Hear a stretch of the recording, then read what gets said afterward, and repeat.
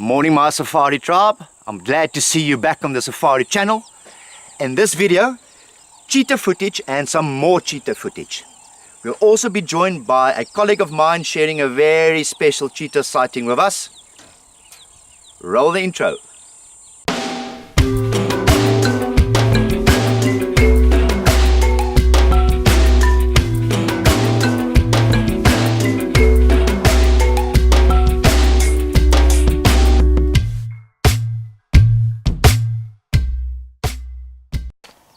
Mark, get in here.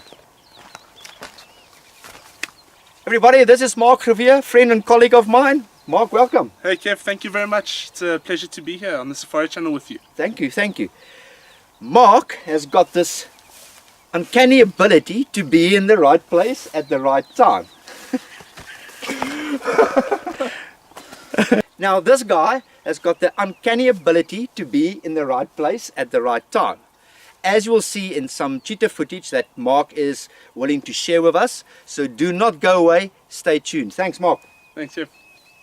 We'll see you out there. Excellent.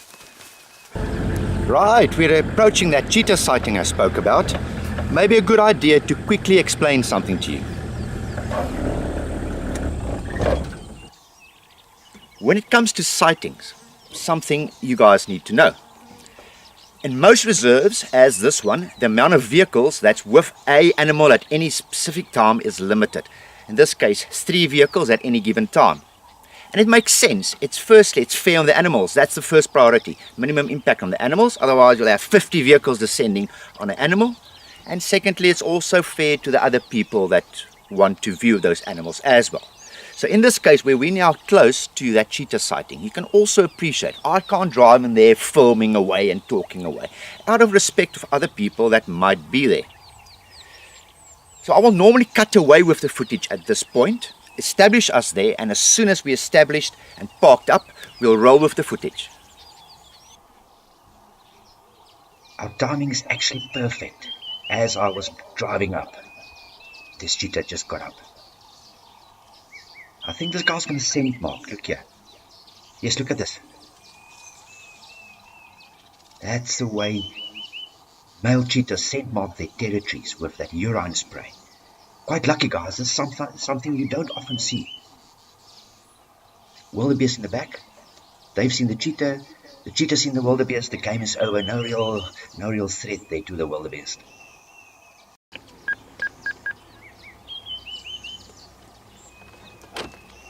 Lucky go. Can I just quickly go around and join you from that? Yeah, no worries. And as you can see, 2 male cheetahs together. Now these guys are called the Pinda coalition. You always find them together. I'll tell you a little bit more in a short while why.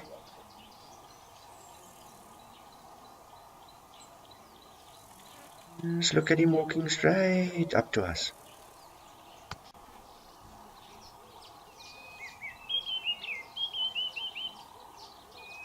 For a second there I thought he's going to send Mark against the wheel.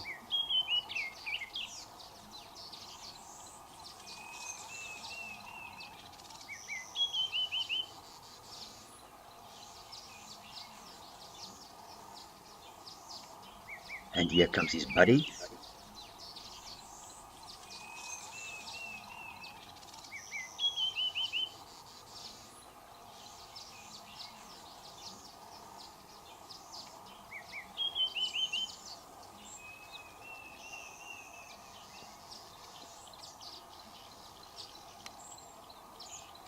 So you guys are probably asking now, why is there 2 male cheetahs here?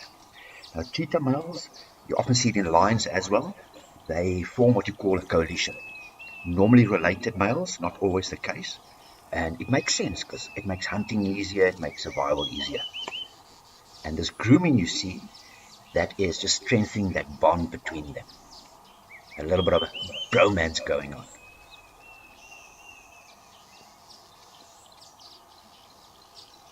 You probably saw earlier, their bellies are quite full, so they definitely had a meal somewhere. That's probably another reason they weren't too interested in that wildebeest back there.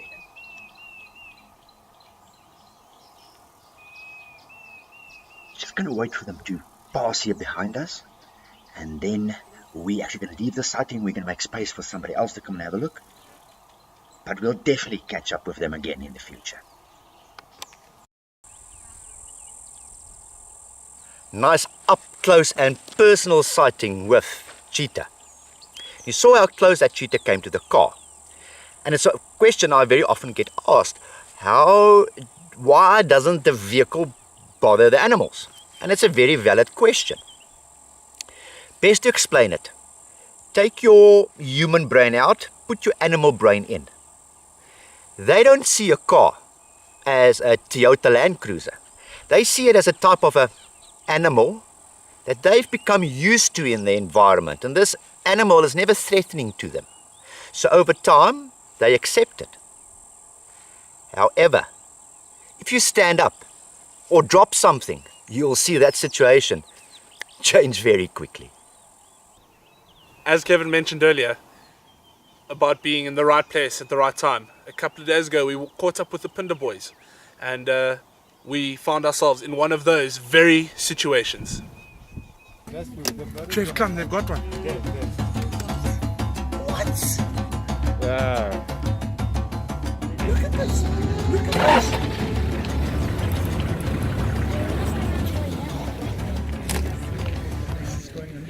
There you go. Don't look. This is the one from black and white.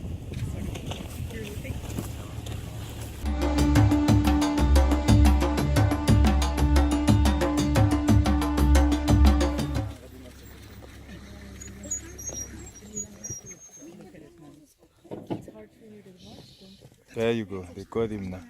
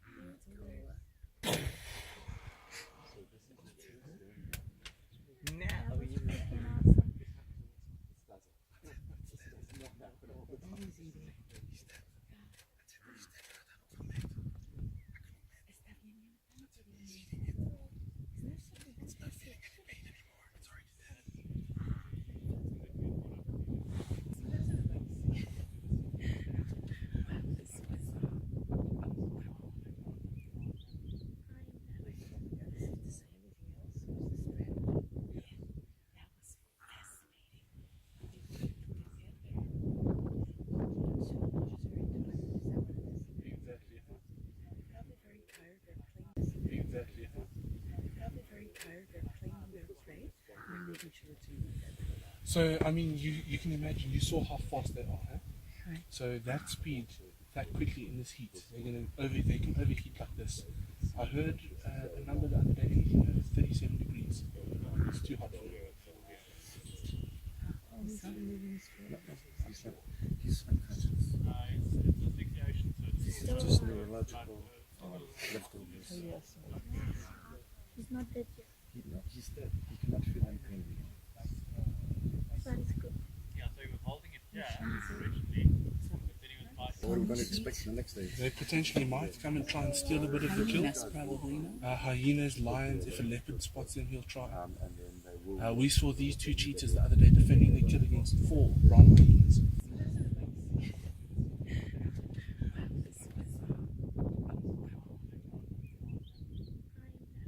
Mark, wow is all I can say. Always exciting to see a kill, but then of course there's always that mixed emotion involved as well. Mark, tell us a bit more, the lead up to that whole amazing sighting of yours. Where were you? How did this happen? So Kev, the cheetahs had been sleeping all day. We were called into the sighting as soon as they started getting moving. As they got moving, we were fortunate enough to, they spotted a herd of wildebeest a couple of 100 meters ahead, and they eventually started stalking these guys. And as they say, you know, the rest is history.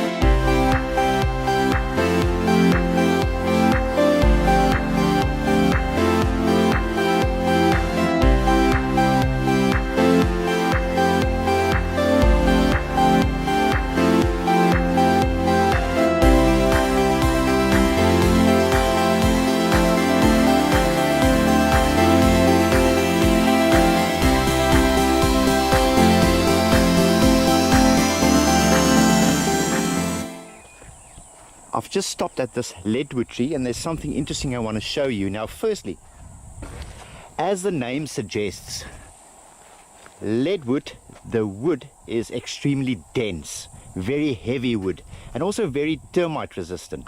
So this dead one can actually remain standing after it's dead for many hundreds of years. But here's the interesting thing I want to show you. Sorry, just a quick interruption from a little look at that leadwood. I look to my left and there's elephants moving through. Whole herd at the back. They're quite far away, no worries to me, and I'm quite close to the vehicle in any case, so yeah, never know what you can expect, huh? But let's get back and look at that leadwood. Oh, there we go, those elephants have moved off, luckily. So look how rough the bark is on this side of the tree, but if I go around to this side, and I hope it comes out properly, you can see it's actually very, very smooth. Look up top there as well. See, it's all rubbed down. I just realized this is actually a perfect opportunity for a bush fact. So let's talk further about the leadwood and what this whole smooth surface on the side is all about. Now, a lot of animals out here, or some animals out here, don't have hair. Elephants, for instance, rhino, warthogs is one that come up. Now, their favorite pastime is wallowing in mud. They'll find a nice mud wallow. They'll coat their whole bodies in mud. It helps against, because they haven't got, remember, they haven't got hair. So it helps them to give them a protection against the sun. It's like a sunscreen for them. And of course, on hot days like these, sorry, just checking that those elephants are gone. On hot days like these, it also captures a little bit of moisture under the mud and it keeps them cool. But there's a third benefit to wallowing in mud as well, and I call it, it's like going to the day spa. So you can imagine when that mud gets dry, it gets all caked. Now, parasites like ticks will sit on the skin, and when the mud cakes, it will actually encrust the parasites in the mud. Then what they do, now we're getting to the leadwood, then what they'll do, they'll come up to, and they've got a few favorite spots normally, like this one here, and they will come up and rub up against the tree, and that basically breaks off the mud, and if those parasites are encrusted in the mud, it will actually pull them off. It's like a spa treatment, it's like a wax treatment almost, can I call it. And that's why you'll see this one was quite up high. That tells or says to me that that was the elephant. Look at that height, all up there. Rhino will use this part, and then of course warthogs will use the bottom part of the tree.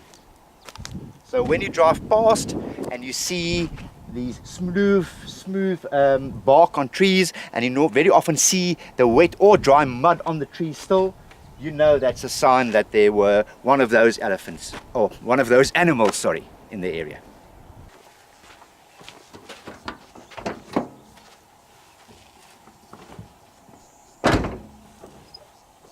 That was your bush fact.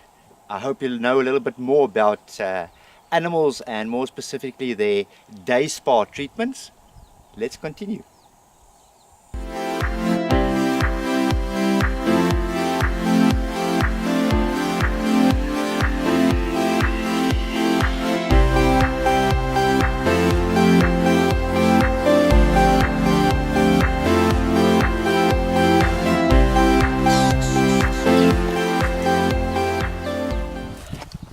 And there we go, the end of another day. It's getting dark, so probably a good time for me to get off this rock.